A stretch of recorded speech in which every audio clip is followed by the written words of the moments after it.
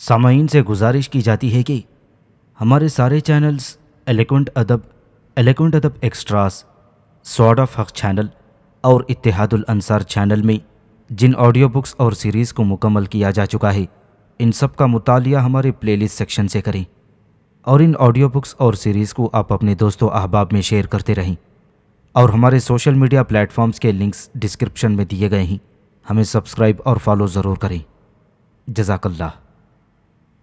بسم اللہ الرحمن الرحیم۔ رضیہ سلطانہ۔ تاریخ کے اوراق میں چھپی وہ بیٹی جو جرأت و ہمت کا ایک مثالی پیکر تھی۔ قوم کے بہادر بیٹیوں کے نام۔ ایپیسوڈ 4۔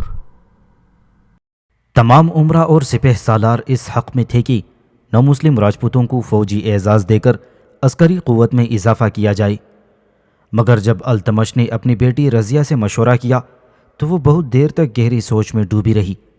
پھر شہزادی نے ایک ایک لفظ پر زور دیتے ہوئے کہا، بے شک 5000 راجپوتوں کی شمولیت کے بعد ہماری فوجی طاقت میں اضافہ ہو جائے گا، مگر بابا محترم، یہ اچانک اتنے لوگ کہاں سے آ گئے ہیں؟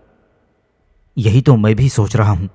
التمش نے تعریفی نظروں سے بیٹی کی طرف دیکھتے ہوئے کہا، ابھی ان 9 مسلموں کو دین کے دوسرے ارکان کا علم تک نہیں، پھر جہاد کے لیے اتنا اصرار کیوں؟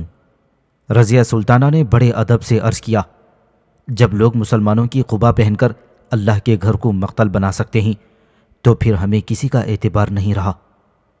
بیٹی کی ذہانت و فراست سے سلطان بہت متاثر ہوا تھا۔ خدا تمہاری عمر دراز کرے کہ اتنی نو عمری میں بھی بہت دور کی سوچتی ہو۔ التمش نے رضیہ کے سر پر ہاتھ رکھتے ہوئے کہا، کاش تمہارے بھائی بھی اسی انداز میں سوچتے۔ یہ کہتے کہتے سلطان اداس نظر آنے لگا تھا۔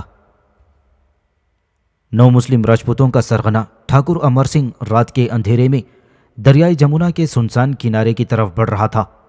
پھر وہ سوامی دیناناتھ کی کٹیا کے دروازے پر رک گیا۔ سوامی جی سے کہو کہ ٹھاکر امر سنگھ آیا ہے۔ مسلح محافظ تیزی سے اندر چلا گیا، پھر کچھ دیر بعد واپس آ کر ٹھاکر امر سنگھ سے کہنے لگا، سوامی جی اس وقت پوجا پاٹ میں مصروف ہیں، تم کل صبح کسی وقت آنا۔ سوامی جی سے کہو کہ وہ کچھ دیر کے لیے پوجا پاٹ روک دیں۔ ٹھاکر امر سنگھ کا لہجہ تلخ تھا۔ میں ایک ضروری کام سے آیا ہوں جو ان کے گیان دھیان سے بھی بہت زیادہ اہم ہے۔ سوامی دیناناتھ اس وقت ٹھاکر بلرام سنگھ کے ساتھ بیٹھا ایک نوخیز لڑکی کا رقص دیکھ رہا تھا جو کچھ دن پہلے راجستھان سے آئی تھی۔ جب محافظ نے ٹھاکر امر سنگھ کا پیغام پہنچایا تو سوامی کے ماتھے پر بل پڑ گئے۔ ابھی وہ کچھ کہنے ہی والا تھا کہ ٹھاکر بلرام سنگھ کا ہاتھ بلند ہوا۔ دھیرج سے کام لے سوامی۔ شراب کے اثر سے بلرام سنگھ کی آواز لہرا رہی تھی۔ امر سنگھ کو آنے دے، وہ بھی اپنا آدمی ہے، یقیناً کوئی خاص خبر لایا ہوگا۔ سوامی نے شدید ناگواری کے انداز میں بلرام سنگھ کی طرف دیکھا۔ ٹھاکر، ذرا دیکھ دو کہ میں اپنے سورگ میں کتنا خوش ہوں، مگر تو مجھے بار بار نرک کی طرف کھینچتا ہے۔ اودھ کی گلیوں کے بھکاری۔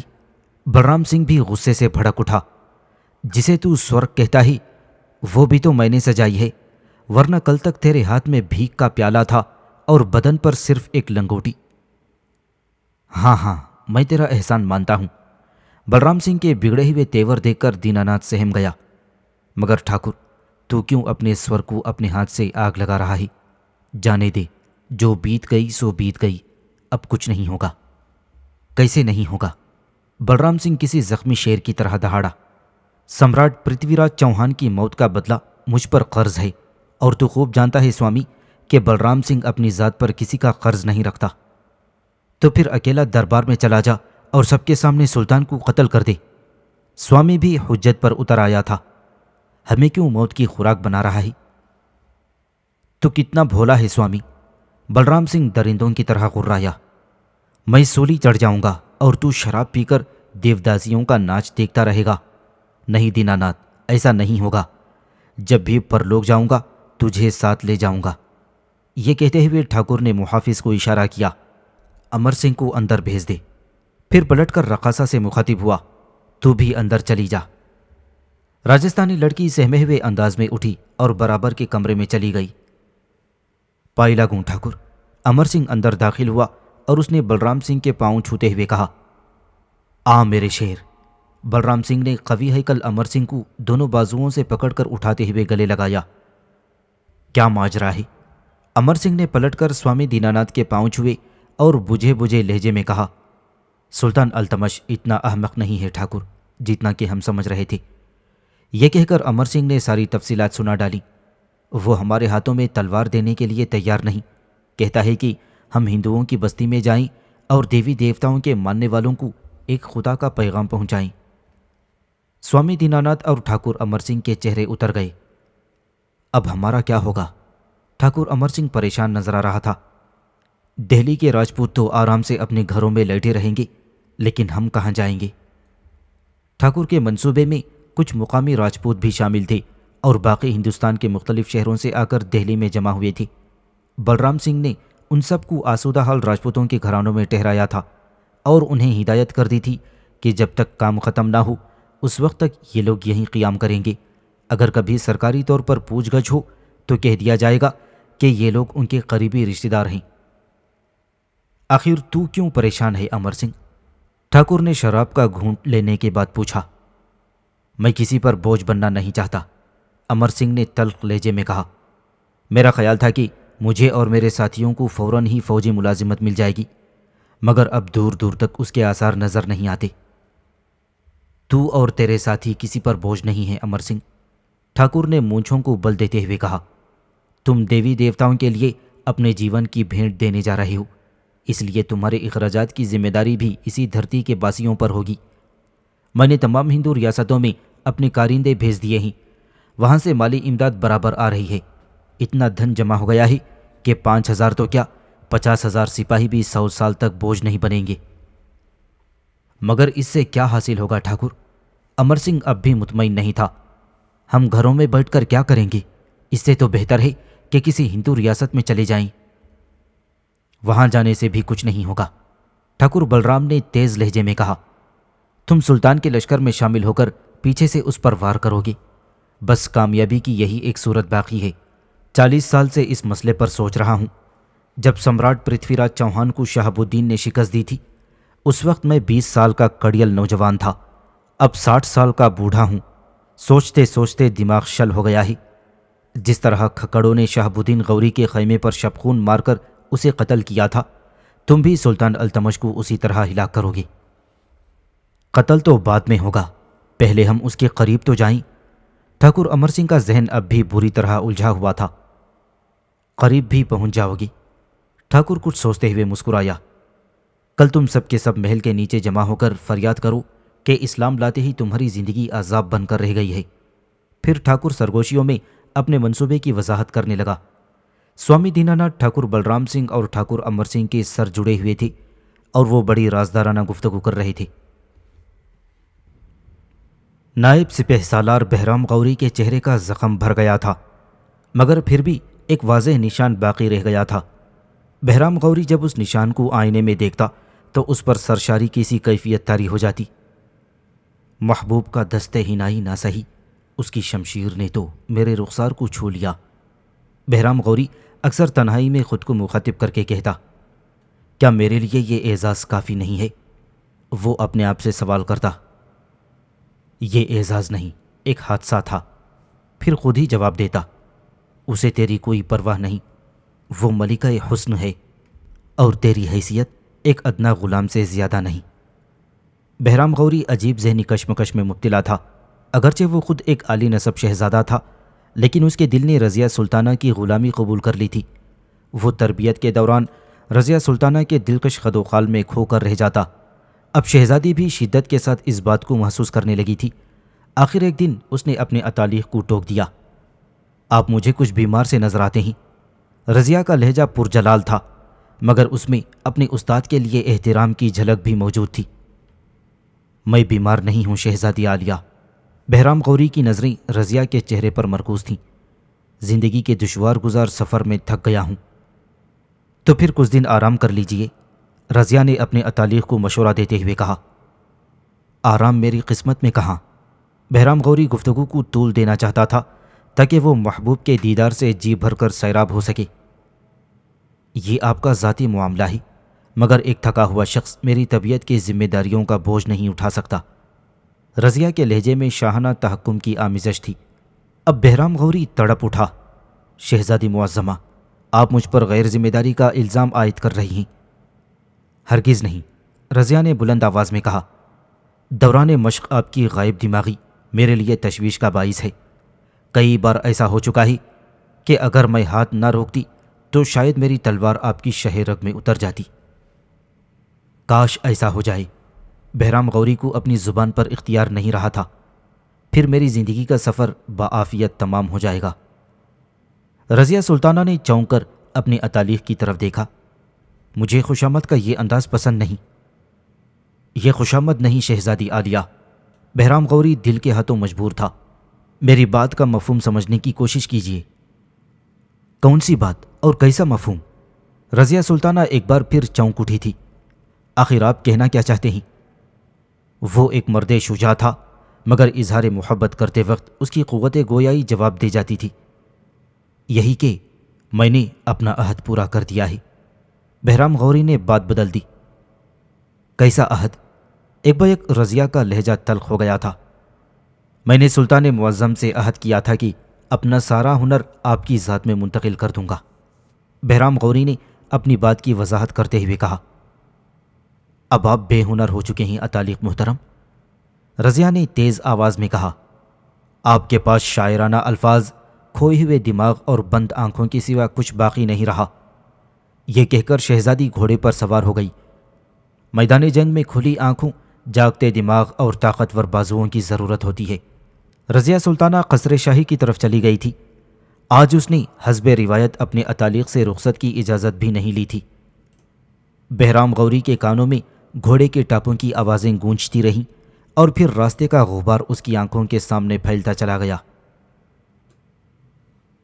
رضیہ سلطانہ اپنی خوابگاہ میں ٹہل رہی تھی اور بار بار زمین پر پاؤں مار رہی تھی۔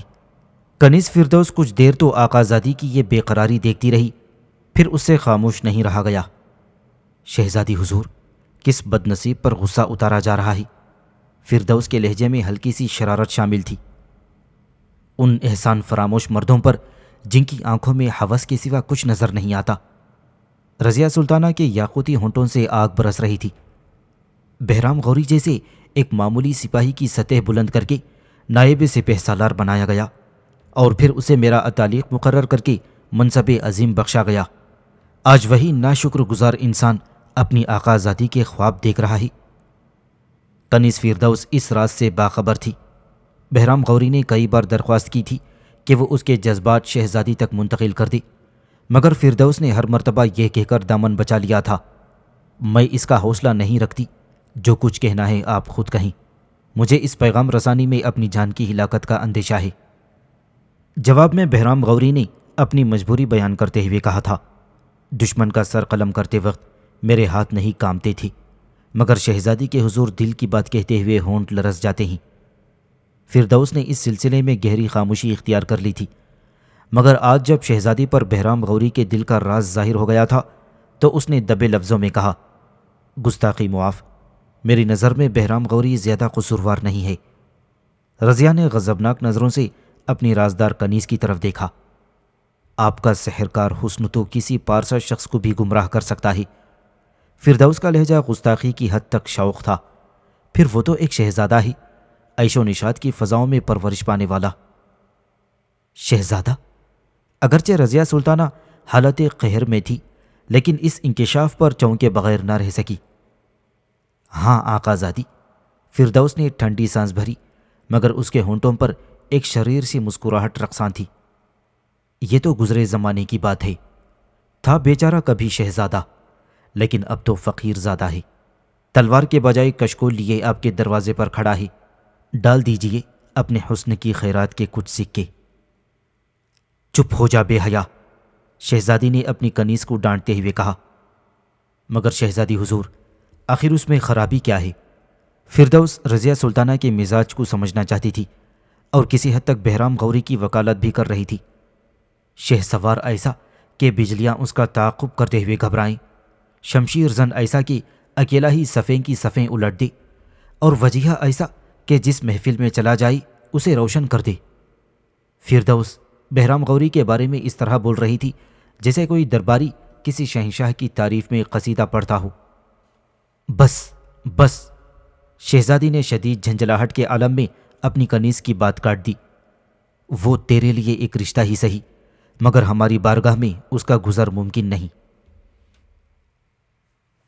دوسرے دن سلطان التمش نے بہرام غوری کو خلوت میں طلب کرتے ہوئے کہا، شہزادی رضیہ سلطانہ کہہ رہی تھی کہ تم کچھ دنوں سے بیمار رہنے لگے ہو۔ بہرام غوری نے چونک کر سلطان کی طرف دیکھا، پھر خاموشی سے سر جھکا لیا۔ پھر تم نے ہمیں کیوں نہیں بتایا؟ سلطان نے محبت آمیز لہجے میں شکایت کی۔ سرکار والا، فرائض کا احساس کچھ سوچنے نہیں دیتا، بہرام غوری نے تھکے ہوئے لہجے میں کہا۔ اس کی گردن بدستور خم تھی۔ فی الحال تو تم فوجی چھاؤنی میں چلے جاؤ اور کچھ عرصے تک مکمل آرام کر لو۔ سلطان کے لہجے سے شفقت نمایاں تھی۔ تم سلطنت کا مضبوط ترین ستون ہو، اگر اسے دمک لگ گئی تو میرا بہت نقصان ہوگا۔ جو حکم۔ بہرام غوری جانے کے لیے کھڑا ہو گیا۔ ویسے بھی شہزادی کی فوجی تربیت مکمل ہو چکی ہے، میں اس سلسلے میں ذاتی طور پر تمہارا شکر گزار ہوں۔ سلطان نے اپنے نائب سپہ سالار کی خدمت کا اعتراف کرتے ہوئے کہا، میں بھی اس عزت افزائی کے لیے سلطان عالی مقام کا ممنون ہوں۔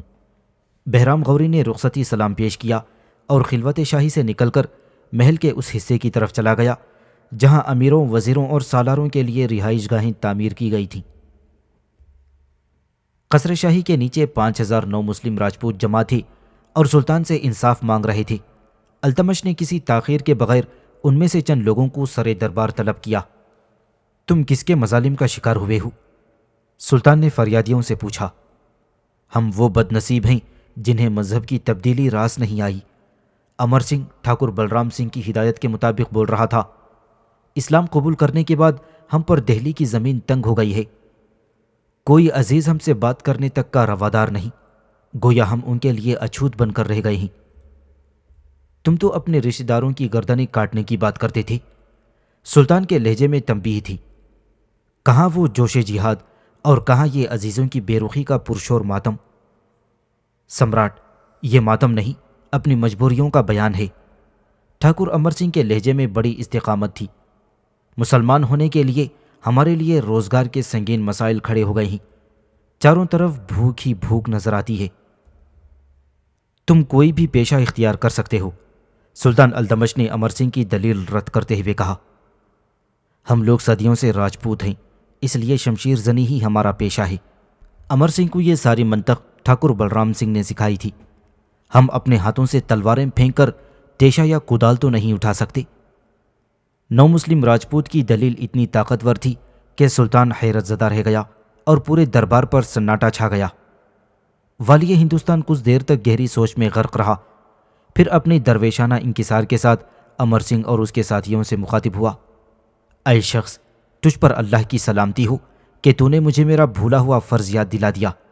میرے دور حکومت میں تو کافر بھی بھوکے نہیں مرتے، پھر تم تو التمش کے دینی بھائی ہو۔ گھبراؤ نہیں، کل تک تمہارے روزگار کا کوئی نہ کوئی انتظام ہو جائے گا۔ امر سنگھ اور اس کے ساتھی واپس چلے گئے۔ وزیر نظام الملک اور دوسرے امراء کی اب بھی یہی رائے تھی کہ تمام نو مسلم راجپوتوں کو افواج سلطانی میں شامل کر لیا جائے، مگر التمش غور و فکر کے لیے کچھ مہلت چاہتا تھا۔ پھر جب اس نے رات کے وقت اپنے مخصوص کمرے میں بیٹی کو بلا کر اس کے سامنے یہ مسئلہ رکھا تو رضیہ بری طرح الجھ گئی۔ پہلے مجھے شک تھا، مگر اب یقین ہو چلا ہے کہ نو مسلم راجپوتوں کا فوجی ملازمت کے لیے اصرار کوئی عام بات نہیں ہے۔ سلطان کی نظریں سامنے کی دیوار پر جمی تھیں اور وہ آہستہ آہستہ لہجے میں بول رہا تھا، اور یہ بھی سچ ہے کہ قبول اسلام کے بعد وہ معاشی مسائل کا شکار ہو گئے ہیں، اور یہ بھی حقیقت ہے کہ میں انہیں اس کشمکش کی حالت میں تنہا نہیں چھوڑ سکتا۔ اگر وہ بھوک اور افلاس کی لپیٹ میں آ گئے تو اسلامی نظام حکومت بدنام ہو کر رہ جائے گا۔ اب سلطان کی نظریں دیوار سے ہٹ کر رضیہ سلطانہ کے چہرے پر مرکوز ہو گئی تھیں۔ میں کیا کروں بیٹی، کچھ سمجھ میں نہیں آتا۔ ان کے ہاتھوں میں تلواریں بھی تو نہیں دی جا سکتی اور انہیں فراموش بھی نہیں کیا جا سکتا۔ بڑا الجھا ہوا مسئلہ تھا۔ آخر طویل غور و فکر کے بعد شہزادی نے اس کا حل پیش کر دیا۔ اگر وہ محنت مزدوری کو راجپوتی شان کے خلاف سمجھتے ہیں تو پھر انہیں دہلی سے دور نئی فوجی تربیت گاہ کی تعمیر پر لگا دیا جائے۔ اس طرح انہیں روزگار بھی حاصل ہو جائے گا اور آپ بھی اپنے فرض سے سبکدوش ہو جائیں گے۔ رضیہ سلطانہ کی تجویز سن کر التمش کی آنکھوں میں غیر معمولی چمک آ گئی۔ شہزادی نے ایک بار پھر انتہائی ذہانت و فراست کا ثبوت فراہم کیا تھا اور والی ہندوستان بہت زیادہ خوش نظر آ رہا تھا۔ سلطان ایک بار پھر ہمارے ساتھ چال چل گیا۔ امر سنگھ بجھے بجھے لہجے میں سوامی دیناناتھ اور ٹھاکر بلرام سنگھ کو التمش کے فیصلے کی تفصیلات سنا رہا تھا۔ فوجی چھاونی کی تعمیر میں تو کئی سال بھی لگ سکتے ہیں۔ صبر کرو میرے شیروں، ٹھاکر نے خمار آلود آنکھوں سے امر سنگھ کی طرف دیکھتے ہوئے کہا۔ لومڑی کا شکار بہت مشکل ہوتا ہے اور سلطان بھی اس وقت ہمارے ساتھ لومڑی کی سی چالیں چل رہا ہے، مگر یاد رکھو کہ شیر شیر ہوتا ہے اور لومڑی لومڑی۔ میں مانتا ہوں کہ اس طرح ہمارے منصوبے کی تکمیل میں کچھ تاخیر ہو جائے گی، لیکن یہ کامیابی کیا کم ہے کہ تم شاہی ملازموں کے حلقے میں داخل ہو گئے ہو۔ جی لگا کر کام کرو، بہت جلد تم سلطان کے حلقے اعتبار میں شامل ہو جاؤ گے۔ بس وہی دن ہوگا شبخون مارنے کا اور التمش کی پیٹھ میں خنجر اتارنے کا۔ امر سنگھ جانے کے لیے کھڑا ہو گیا تھا۔ اور سنو، جب بھی تجھے کوئی مشکل درپیش ہو تو اسی طرح رات کے اندھیرے میں ادھر کا رخ کرنا۔ ٹھاکر بلرام سنگھ نے آخری ہدایت دیتے ہوئے کہا۔ دن کا اجالا ان کاموں کے لیے مناسب نہیں ہوگا۔ امر سنگھ نے اس بات میں اپنی سر کو جنبش دی اور سوامی کے زیر زمین کمرے سے نکل کر چلا گیا۔ امر سنگھ کے جاتے ہی دیناناتھ نے دونوں ہاتھ جوڑ دیے تھے اور بڑبڑانے لگا تھا، ہے بھگوان، مجھ پاپی پر دیا کر۔ دیناناتھ کی یہ حالت دیکھ کر ٹھاکر بلرام سنگھ نے قہقہا لگایا، سوامی، تو اطمینان سے شراب پی اور دیوداسیوں کا ناچ دیکھ، سیاست تیرے بس کی بات نہیں۔ بہرام غوری نے کئی راتیں جاگ کر گزاری تھیں۔ قصر شاہی سے رخصت ہو جانے کا یہ مطلب تھا کہ وہ ہمیشہ کے لیے اپنے محبوب کے دیدار سے محروم ہو جائے گا۔ بہرام کو یہ گوارا نہیں تھا، مگر حکم سلطانی بھی ٹالا نہیں جا سکتا تھا۔ آخر اس نے شہزادی کی کنیز کے آگے اپنا دامن پھیلا دیا۔ فردوس، مجھ پر ایک اور احسان کر دے۔ بہرام غوری کے لہجے میں بڑی خلیش تھی۔ درخواست نہیں شہزادی، آپ حکم دیں۔ شدت جذبات سے فردوس کی آواز لڑکھڑا رہی تھی۔ آپ کے ایک اشارے پر یہ کنیز اپنی جان بھی دے سکتی ہے۔ فردوس اپنی زبان پر قابو نہ رکھ سکی۔ وہ خود بھی بہرام کی محبت میں چپ چاپ جل رہی تھی۔ غوری شہزادے نے چونک کر فردوس کی طرف دیکھا۔ خدا نہ کرے، تنہائی کے اس اذیت ناک موسم میں بس تو ہی تو اپنی ایک غمگسار ہے۔ حکم دیجئے شہزادے۔ فردوس کی خوبصورت آنکھیں آنسوؤں سے بھر گئی تھیں۔ میں تیری آقازادی سے آخری بار ملنا چاہتا ہوں، بہرام غوری نے ایسے لہجے میں کہا جیسے وہ شاہی کنیز سے بھیک مانگ رہا ہو۔ یہ ممکن تو نہیں، مگر میں آپ کی خاطر کوشش کروں گی۔ فردوس تھکے تھکے قدموں سے شہزادی کے کمرے کی طرف چلی گئی تھی۔ رضیہ سلطانہ کسی صورت میں بہرام غوری سے ملنے کے لیے تیار نہیں تھی، مگر جب فردوس نے اپنی خدمات کا واسطہ دیا تو شہزادی کچھ سوچنے پر مجبور ہو گئی۔ پھر وہ آپ کے اتالیق بھی تو ہیں، فردوس نے بڑی ذہانت سے کام لیتے ہوئے کہا۔ یہ بات شہزادی حضور کے شایع نشان نہیں کہ وہ اپنے استاد کی درخواست مسترد کر دیں۔ شہزادی کچھ دیر تک ذہنی کشمکش میں مبتلا رہی، پھر اس نے بہرام غوری سے ملنے پر آمادگی ظاہر کر دی۔ فردوس بہرام غوری کو لے کر اس کمرے میں پہنچی جہاں رضیہ سلطانہ قلعہ معلیٰ کی خواتین سے ملاقات کرتی تھی۔ اب آپ کس لیے آئے ہیں؟ شہزادی کا لہجہ مؤدبانہ تھا، مگر اس سے شدید ناگواری جھلک رہی تھی۔ بہرام غوری کچھ دیر تک سکتے کی سی حالت میں کھڑا رہا۔ رضیہ سلطانہ پردے کے پیچھے سے گفتگو کر رہی تھی۔ بس یہی کہنے کے لیے حاضر ہوا ہوں شہزادی عالیہ کہ میں ایک ضرورت مند انسان ہوں، مگر گنہگار نہیں۔ بہرام غوری بمشکل تمام اپنا مفہوم ادا کر سکا۔ ہم نے بھی سلطان معظم سے آپ کے گناہ کا ذکر نہیں کیا۔ شہزادی کے لہجے میں بڑا جلال تھا۔ اگر آپ ہمارے اتالیق نہ ہوتے تو مجرم کی آنکھیں بچھا دی جاتی اور گنہگار زبان کاٹ کر پیروں سے مسل دی جاتی۔ یہ کہتے کہتے رضیہ سلطانہ کے ہونٹوں سے شعلے برسنے لگے تھے۔ میں تمام عمر اس کرم نوازی کے لیے ممنون رہوں گا۔ آپ نے مجھے سریعام رسوا ہونے سے بچا لیا ہے۔ یہ کہہ کر بہرام غوری تیز قدموں کے ساتھ کمرے سے نکل گیا۔ قدیم زمانے میں امیر آخور یعنی داروغہ ازدبل ایک بڑا عہدہ تھا۔ سلطان قطب الدین ایبک سے لے کر سلطان التمش تک کوئی غیر ترک اس عہدے پر فائز نہیں ہوا تھا، مگر جب سے ایک حبشی زادے کو امیر آخور بنایا گیا تھا، تمام ترک امیر اور سردار سلطان سے خفا نظر آ رہے تھے۔ ان کا مطالبہ تھا کہ جمال الدین یاقوت کو اس عہدے سے برطرف کر دیا جائے۔ سلطان کو اپنے جانثاروں کی یہ تحقیر گوارا نہیں تھی، اور وہ معزز اراکین سلطنت کی ناراضگی بھی خریدنا نہیں چاہتا تھا۔ آخر ایک دن التمش نے اس کشمکش سے نجات حاصل کرنے کے لیے اہل دربار کو مخاطب کرتے ہوئے کہا، میری نظر میں جمال الدین یاقوت اپنے سلطان کا سب سے زیادہ وفادار ہے، مگر تم کہتے ہو کہ تمہارے سوا دنیا میں کوئی وفادار ہی نہیں۔ بہرحال کل سب کی وفا کا امتحان ہو جائے گا۔ ترک سردار گھبرا کر ایک دوسرے کا منہ دیکھنے لگے۔ ابھی امرائے سلطنت حیرت میں ڈوبے ہوئے تھے کہ سلطان کی پرجلال آواز دوبارہ گونجنے لگی، کل تمام شہزادے اور شہزادیاں، امیرزادے اور امیرزادیاں دریائے جمنا کے کنارے جمع ہو جائیں۔ عجیب اعلان تھا جسے سن کر قصر شاہی کے مکین حیرت زدہ بھی تھے اور پریشان بھی۔ حیرت زدہ اس لیے کہ وہ سلطان التمش کی بات کو سمجھنے سے قاصر تھے، اور پریشان اس لیے کہ آخر وہ لوگ امتحان میں ناکام ہو گئے تو والی ہندوستان کی نظروں سے گر جائیں گے۔ غرض اس آزمائش سے گزرنے والا ہر شخص شدید ذہنی کشمکش میں مبتلا تھا۔ رضیہ سلطانہ بھی اپنی خوابگاہ میں جاگ رہی تھی۔ آج گھوڑ سواری کی مشق نے شہزادی کو بہت زیادہ تھکا دیا تھا۔ کنیز آہستہ آہستہ اس کا جسم دبا رہی تھی۔ فردوس، یہ تیرے ہاتھوں کو کیا ہو گیا ہے؟ رضیہ سلطانہ جھنجھلا کر اپنی کنیز سے مخاطب ہوئی۔ ان نرم و نازک پھولوں جیسے ہاتھوں سے بدن کا درد نہیں جائے گا۔ شہزادی حضور، فردوس نے شگفتہ سے لہجے میں کہا، آخر آپ کی کنیزیں خاص ہوں، محنت و مزدوری کرنے والی کوئی دہقانی عورت نہیں۔ اگر میرے ساتھ رہنا ہے تو اپنے جسم میں چٹانوں جیسی سختی پیدا کر۔ رضیہ سلطانہ تند و تیز لہجے میں اپنی کنیز سے مخاطب ہوئی، اور فردوس کو یوں محسوس ہوا جیسے شہزادی کی آواز سے نسوانیت غائب ہوتی جا رہی ہو۔ آخر آپ کو ان سب چیزوں کی ضرورت ہی کیا ہے آقا زادی؟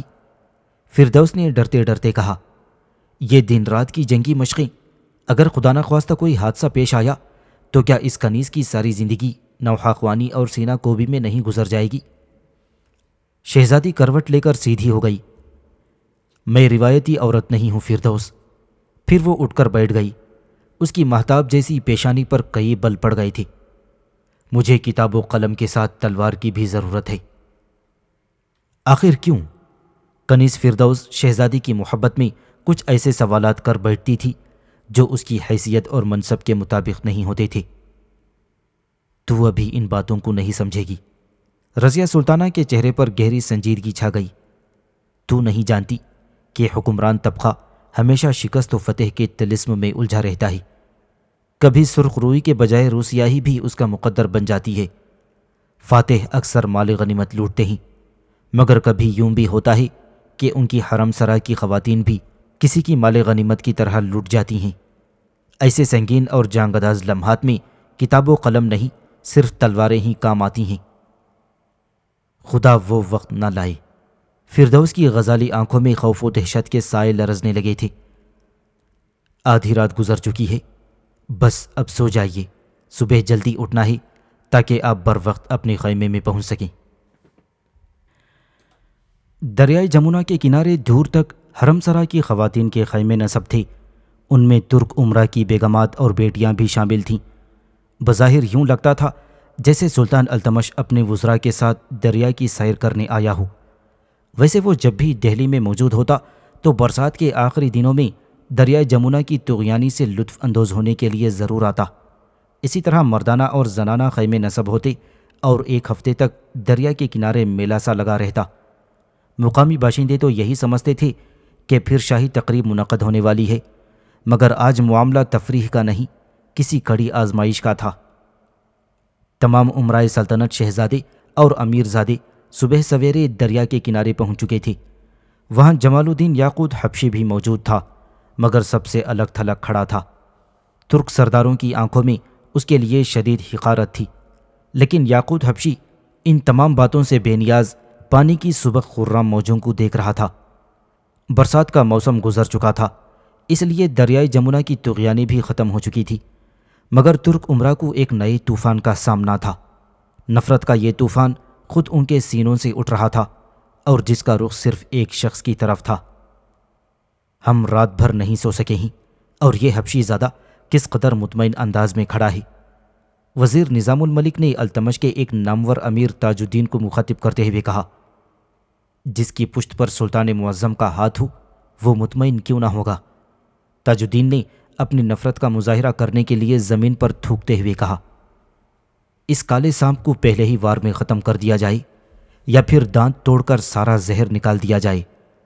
التمش کے ایک دوسرے امیر خواجہ شہید نے نظام الملک اور تاج الدین کو مشورہ دیتے ہوئے کہا، اگر یہ کسی طرح بچ گیا تو پھر بہت خطرناک ثابت ہوگا۔ میرا مشاہدہ یہی کہتا ہے۔ ایک تنہا آدمی کا راستے سے ہٹانا ہی کیا، امیر فخر الدین نے مداخلت کرتے ہوئے کہا، مگر اختلافات سامنے آ جانے کے بعد یہ کام ممکن نہیں رہا۔ اب اگر وہ حبشی زادہ بیمار بھی ہوا تو یہی سمجھا جائے گا کہ ہم نے اسے زہر دے دیا ہے، پھر اس بدبخت سے کس طرح نجات حاصل کی جائے؟ امیر ملک محمد وزیر اعظم نظام الملک سے مخاطب ہوا، آپ تو بڑے سے بڑے سنگین مسئلے کا حل بھی تلاش کر لیتے ہیں، یہ مسئلہ بھی حل ہو جائے گا۔ نظام الملک بڑا ذہین سیاست دان تھا، مگر اس وقت وہ بھی بہت زیادہ پریشان نظر آ رہا تھا۔ مجھے تو بس ایک ہی فکر ستا رہی ہے کہ آخر سلطان کے ذہن میں کیا منصوبہ ہے، اور وہ ہماری وفاداریوں کو کس طرح آزمائیں گے۔ ابھی عمرہ کی یہ گفتگو جاری تھی کہ نقیبوں کی آوازیں گونجنے لگیں اور سلطان کی سواری نظر آئی۔ التمش اس وقت ہاتھی پر سوار تھا، امیر، وزیر، شہزادے، وزیر زادے سب کے صف بستہ ہو گئی تھی۔ سلطان اماری سے نیچے اترا اور اپنے عمرہ سے مخاطب ہوا، تمہیں اس بات کی خبر بھی نہیں کہ تم ایک امتحان میں ناکام ہو چکے ہو؟ تمام ترک سردار حیرت زدہ رہ گئے۔ آخر وزیر اعظم نظام الملک چند قدم آگے بڑھا اور سر جھکاتے ہوئے بولا، یہ نمکخوار اپنے آقائے نعمت کے اشارے کو سمجھنے سے قاصر ہیں۔ وہ امتحان کیا تھا، کب ہوا، اور جانثاران سلطنت کس طرح ناکام قرار پائے ہیں؟ نہ میں تمہارا آقا ہوں اور نہ تم میرے غلام۔ التمش کے لہجے سے جلال سلطان نمایاں تھا۔ پھر بھی تم خود کو میرا غلام سمجھتے ہو تو ایک غلام کا فرض ہے کہ وہ آقا کے ہر فیصلے آگے سر تسلیم خم کر دے اور ہر حال میں راضی برضا ہو جائے۔ سلطان کی آواز تیز تر ہوتی چلی جا رہی تھی۔ جانثاری کی ادا یہ تھی کہ اگر میں جمال الدین یاقوت کی جگہ کسی جانور کو بھی امیر آخور بنا دیتا تو تم یہ کہہ کر اسے اپنے سر پر بٹھا لیتی کہ وہ تمہارے آقا کا انتخاب ہے۔ یہ کہہ کر التمش کچھ دیر کے لیے خاموش ہو گیا۔ اس نے عمرہ کی صف پر نظر ڈالی اور پھر شہزادوں اور وزیر زادوں کی قطار پر نگاہ کی۔ سب کے سب حیرت زدہ اور فکر مند نظر آ رہے تھے۔ مگر تم نے ایسا نہیں کیا، اپنے سلطان کے حکم کو پامال کر ڈالا۔ بہرحال اب تم لوگوں کو ایک اور امتحان درپیش ہے۔ سلطان التمش دوبارہ اپنی عمرہ سے مخاطب ہوا، تمہاری طرح جمال الدین یاقوت بھی اس آزمائش سے گزرے گا۔ پھر تم خود اندازہ کر لوگے کہ جانثاروں کے اس ہجوم میں میرا جانثار کون ہے۔ ہر طرف گہرا سناٹا چھا گیا۔ حرم سرا کی خواتین بھی چلمنوں کے پیچھے سے اس عجیب و غریب منظر کو دیکھ رہی تھیں۔ رضیہ سلطانہ اپنی کنیز فردوس کے ساتھ خیمے کے دروازے پر نقاب ڈالے کھڑی تھی۔ وہ کبھی کبھی اچٹتی نگاہ سے حبشی زادے کی طرف دیکھ لیتی جو عمرہ کی صف سے الگ سر جھکائے کھڑا تھا۔ شہزادہ رکن الدین، فضا میں سلطان التمش کی باروب صدا ابھری۔ شہزادہ رکن الدین کسی ضروری کام کے تحت بدایون سے دہلی آیا ہوا تھا۔ حکم سلطانی سن کر شہزادوں کی قطار سے نکلا اور والی ہند کے سامنے ہاتھ باندھ کر کھڑا ہو گیا۔ میرے عزیز فرزند، سلطان انتہائی مشفقانہ لہجے میں ولی عہد سلطنت سے مخاطب ہوا، امتحان یہ ہے کہ تم دریائے جمنا میں غوطہ لگاؤ گے، مگر اس طرح کہ تمہارا لباس نہیں بھیگنا چاہیے۔ اگر کپڑے نم ہو گئے تو تم اس آزمائش میں ناکام قرار دے دیے جاؤ گے۔ سلطان کی گفتگو سن کر وہاں موجود ہر شخص سکتے میں آ گیا۔ رضیہ سلطانہ نے گھبرا کر اپنی کنیز فردوس کی طرف دیکھا۔ بابا محترم نے یہ کیا فرمایا؟ حیرت کی زیادتی سے شہزادی کی زبان میں ہلکی سی لڑکھڑاہٹ تھی۔ یہ کیسے ممکن ہے کہ ایک شخص دریا میں غوطہ لگائی اور اس کا لباس بھیگنے سے محفوظ رہے؟ سلطان معظم کا حکم ہے۔ کنیز فردوس بھی حیرت زدہ نظر آ رہی تھی۔ اس میں کون دم مار سکتا ہے؟ کوئی بھی نہیں۔ شہزادہ رکن الدین چند لمحوں تک بڑی عجیب نظروں سے باپ کی طرف دیکھتا رہا، پھر کسی قدر بلند آواز میں بولا، گستاخی معاف۔ سلطان ذیشان کی یہ گفتگو اس خادم کے لیے ناقابل فہم ہے۔ تم صرف حکم سلطانی پر عمل کرو۔ التمش کے چہرے سے جلال شاہی نمایاں تھا۔ سلطان عالی قدر، آپ کے حکم پر دریائے جمنا میں کود کر خود کو ہلاک تو کیا جا سکتا ہے، مگر یہ ممکن نہیں۔ شہزادہ رکن الدین کی پوری بات سنے بغیر سلطان چند قدم آگے بڑھا اور اپنے دوسرے بیٹے شہزادہ غیاث الدین سے مخاطب ہوا، فرزند، کیا تم بھی اپنے باپ کے اس حکم کو ناقابل عمل سمجھتے ہو؟ شہزادہ غیاث الدین ترکان شاہ کا چھوٹا بیٹا اور رکن الدین کا حقیقی بھائی تھا۔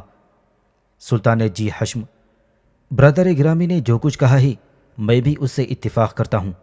آپ کا فرمان سر آنکھوں پر، مگر یہ کسی طرح بھی قابل عمل نہیں ہے۔ سلطان کے چہرے پر کرب کی ایک تیز لہر ابھری اور وہ شہزادہ غیاث الدین کے قریب سے گزر کر معیز الدین کے سامنے ٹھہر گیا۔ یہ شہزادہ رضیہ سلطانہ کا چھوٹا حقیقی بھائی تھا۔ اور تم کیا کہتے ہو میرے محبوب بیٹے؟ شہزادہ معیز الدین نے جواب دینے کے بجائے سر جھکا لیا۔ وہ بھی خاموشی کے ساتھ اپنے دونوں بھائیوں کے بیانات کی تائید کر رہا تھا۔ سلطان نے ایک نظر سر سے پاؤں تک شہزادہ معیز الدین کو دیکھا اور پھر اپنے چھوٹے بیٹے قطب الدین سے مخاطب ہوا، کیا تم بھی اپنے سلطان کے حکم کو ناقابل عمل سمجھتے ہو؟ بابا محترم، شہزادہ قطب الدین نے ڈرتے ڈرتے زبان کھولی، آپ خود ہی غور فرمائیے کہ پانی میں اترنے کے بعد کوئی انسان اپنے جسم اور لباس کو بھیگنے سے کس طرح بچا سکتا ہے؟ سلطان اپنے چھوٹے بیٹے کی بات سن کر مسکرایا، مگر اس تبسم میں شدید تلخی کا رنگ شامل تھا۔ رضیہ سلطانہ اپنے خیمے کے دروازے پر کھڑی پیچو تاب کھا رہی تھی۔ اس کا شفیق و مہربان باپ وزیروں اور شہزادوں کی نظر میں ایک تماشا بن کر رہ گیا تھا۔ اگر رضیہ کو کچھ دیر پہلے پتہ چل جاتا تو وہ سلطان کی خدمت میں عرض کرتی کہ امرائے سلطنت کو اس آزمائش میں نہ ڈالا جائے جو بے بنیاد بھی ہے اور مضحکہ خیز بھی، لیکن وقت گزر چکا تھا اور شہزادی ناقابل بیان اذیت میں مبتلا تھی۔ رضیہ سلطانہ کو اس بات کا احساس تھا کہ تمام وزیر اور شہزادے جبر کی زنجیروں میں جکڑے ہوئے ہیں۔ اگر وہ آزاد ہوتے تو کسی رعایت اور تکلف کے بغیر کہہ دیتے کہ والی ہند اپنا ذہنی توازن کھو چکا ہے۔ بات تو بگڑ ہی چکی تھی، مگر اب رضیہ سلطانہ کو اس حبشی زادے کے جواب کا انتظار تھا جس کی وجہ سے یہ ساری ہنگامہ آرائی اور امرائے سلطنت کو ایک عجیب و غریب امتحان سے گزرنا پڑ رہا تھا۔ کچھ دیر کے لیے رضیہ کے دل میں جمال الدین یاقوت کی طرف سے ایک کدورت سی پیدا ہو گئی۔ آخر بابا محترم چاہتے کیا ہیں؟ رضیہ سلطانہ تلخ لہجے میں فردوس سے مخاطب ہوئی۔ سلطان ذی جاہ کو اس حبشی زادے پر اتنا اعتبار کیوں ہے؟ کیا یہ شخص امتحان میں کامیاب ہو جائے گا؟ ہو سکتا ہے۔ فردوس نے اپنی آقا زادی کے سوال کا جواب تو دے دیا تھا، مگر اس کے لہجے سے بھی بے یقینی جھلک رہی تھی۔ آخر سلطان معظم اتنی بڑی سلطنت کے فرمانروا ہیں، یقیناً ان کے ذہن میں کچھ ایسی بات ضرور ہوگی جو ہمارے دماغوں کی رسائی سے باہر ہے۔ ابھی رضیہ سلطانہ اور اس کنیز کے درمیان یہ گفتگو جاری تھی کہ سلطان التمش اپنے بیٹوں سے مایوس ہو کر عمرہ کی طرف مڑا۔ شہزادوں کا امتحان ختم ہو چکا تھا۔ کوئی ایک سلطان زادہ بھی باپ کے حکم پر عمل کرنے کے لیے دریا میں نہیں اترا تھا۔ التمش اپنے وزیر اعظم کے قریب جا کر ٹھہر گیا۔ نظام الملک، ہمیں تمہاری ذہانت و فراست پر بھی ناز ہے اور وفاداریوں پر بھی۔ آج تم اپنے سلطان کے اس غرور کا بھرم رکھ لو۔ وزیر اعظم نظام الملک نے جھکی ہوئی نظریں اٹھائیں اور اس کی آنکھوں میں بھی وہی خاموش سوال لرز رہا تھا کہ عالی مرتبت یہ کیسے ممکن ہے، مگر وہ شدید مجبوری کے عالم میں آگے بڑھا اور دریا میں اتر گیا۔ تمام حاضرین پتھر کے مجسموں کی طرح ساکت کھڑے ہوئے تھے۔ نظام الملک دریا سے باہر آیا تو سر سے پاؤں تک پانی میں شرابور تھا۔ سلطان التمش نے اپنے وزیر اعظم کے بھیگے ہوئے جسم کی طرف دیکھا نظام الملک، تم امتحان میں ناکام ہو گئے۔ عزت مآب کا فیصلہ وضاحت طلب ہے، نظام الملک نے سر جھکاتے ہوئے کہا۔ امتحان کی پہلی اور آخری شرط یہی تھی کہ تمہارا لباس پانی سے تر نہیں ہوگا۔ التمش کا لہجہ سخت تھا۔ یہ صرف جلالت مآب کے حکم کی تعمیل تھی، نظام الملک نے کہا، جو کہ ہندوستان کا سب سے بڑا دماغ تھا۔ اس نے منطق کا سہارا لے کر اپنے کردار کو بے داغ رکھنے کی کوشش کی تھی۔ کوئی شخص آگ کے شعلوں سے گزر جائے اور اس کی تپش تک محسوس نہ کر سکے، یہ بات انتہائی خلاف عقل ہے۔ گویا تمہارے سلطان کی عقل میں فطور آ گیا ہے۔ ایک سلطان مسکرانے لگا۔ نہیں، میں نے یہ ہرگز نہیں کہا۔ نظام الملک کے پورے جسم پر لرزہ طاری ہو گیا تھا۔ میں تو صرف ایک آفاقی اصول کی بات کر رہا ہوں۔ وزیر اعظم کی آواز بھی کانپ رہی تھی۔ سلطان نے نظام الملک کو ایک سر نظر انداز کر دیا اور دوسرے امراء کی طرف متوجہ ہوا۔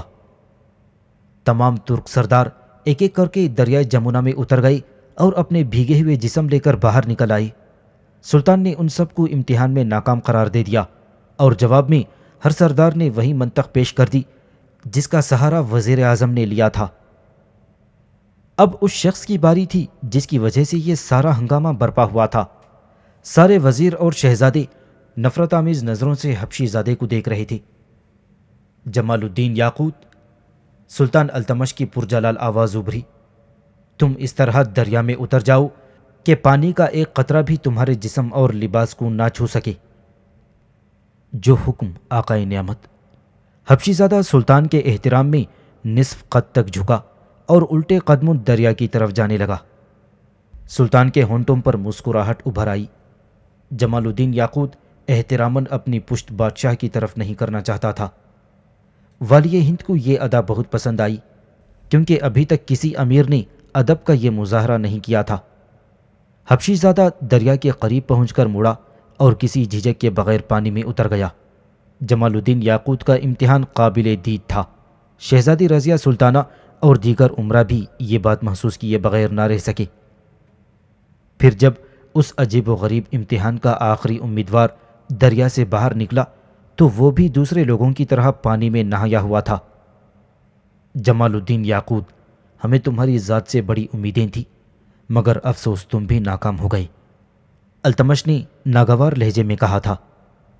شہزادی رضیہ کی بے چین نظریں حبشی زادے کے چہرے پر مرکوز تھیں۔ وہ جمال الدین یاقوت کا جواب سننے کے لیے مسترب تھی۔ مجھے یہ سوچ کر شرم آئی آقائے نعمت کہ میں آپ کی توقعات پر پورا نہیں اترا۔ جمال الدین یاقوت کے لہجے میں دل کی خلش شامل تھی۔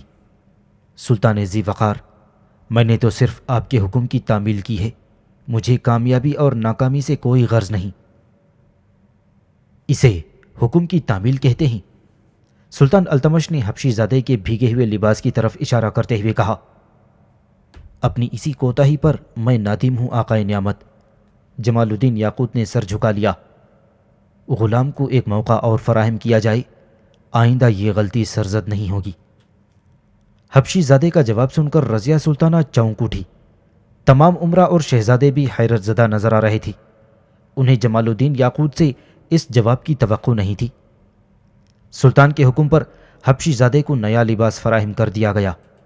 جمال الدین یاقوت دوبارہ پانی میں اترا اور بھیگ کر چلا آیا۔ حبشی زادے نے یہ عمل 3 بار دہرایا اور جب بھی سلطان نے بھیگ جانے کا سبب پوچھا تو اس نے یہی عرض کیا، حضور والا، پھر غلطی ہو گئی، غلام کو ایک موقع اور فراہم کیا جائے۔ حبشی زادے کا جواب سن کر سلطان شمس الدین التمش کی آنکھوں میں آنسو آ گئے۔ وہ بے اختیار آگے بڑھا اور اس نے امیر آخور کے دونوں کاندھوں کو اپنے ہاتھوں میں لے لیا۔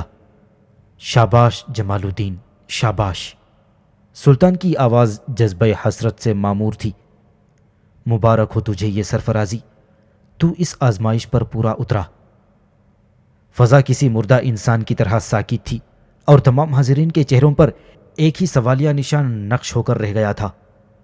یہ کیسی کامیابی ہے؟ سلطان نے اپنے امراء کی یہ حالت دیکھی تو اس کے ہونٹوں پر تلخ تبسم ابھر آیا۔ تم اب بھی نہیں سمجھے کہ تمہارا امتحان کیا تھا اور تم کیوں ناکام قرار پائے؟ امراء کی حیرت میں مزید اضافہ ہو گیا تھا۔ تمام ترک سردار اور شہزادے التمش کی زبان سے اپنی ناکامی کی وجہ سننے کے لیے بے چین تھے۔ یہ معمولی سی بات تو جمال الدین یاقوت بھی جانتا تھا کہ میرا حکم ناقابل عمل ہے، مگر اس نے میری ذہنی حالت پر شک نہیں کیا۔ سلطان کے لہجے میں شکایت بھی تھی اور تنبیہ بھی۔ تم سب کے سب نسلی برتری کے غرور میں مبتلا رہے اور وہ حبشی زادہ فرمانبرداری کی آخری منزل تک پہنچ گیا۔ اس نے میرے احمقانہ حکم کو ہر بار اپنی غلطی سے تعبیر لیا۔ یہی اس کی جانصاری کا ثبوت ہے۔ اگر تمہاری طرح جمال الدین یاقوت بھی مجھے میری حماقت کا احساس دلا دیتا تو وہ اپنے اس فعل میں حق بجانب ہوتا، لیکن اس نے ایسا نہیں کیا۔ وہ میری کھلی ہوئی لغزش کی پردہ پوشی کرتا رہا تاکہ اس کا سلطان سریعام شرمندہ ہونے سے بچ جائے۔ یہ کہہ کر التمش واپس مڑا اور انتہائی حسرت زدہ لہجے میں شہزادوں سے مخاطب ہوا، کاش کہ تم لوگ کچھ دیر کے لیے میری بے عقلی کی باتوں پر اپنی عقل کا پردہ ڈال دیتے، صرف ایک بار کہہ دیتے کہ تمہارا بابا محترم پاگل نہیں ہے۔ تمام شہزادوں کے چہرے فق ہو گئے تھے اور شرم سے ان کی گردنیں جھک گئی تھیں۔ التمش نے ایک بار پھر اپنا زاویہ تبدیل کیا۔ اب وہ اپنے امراء سے مخاطب تھا، جانثاری کے لیے رنگ و نسل کی نہیں، دل کی ضرورت ہوتی ہے۔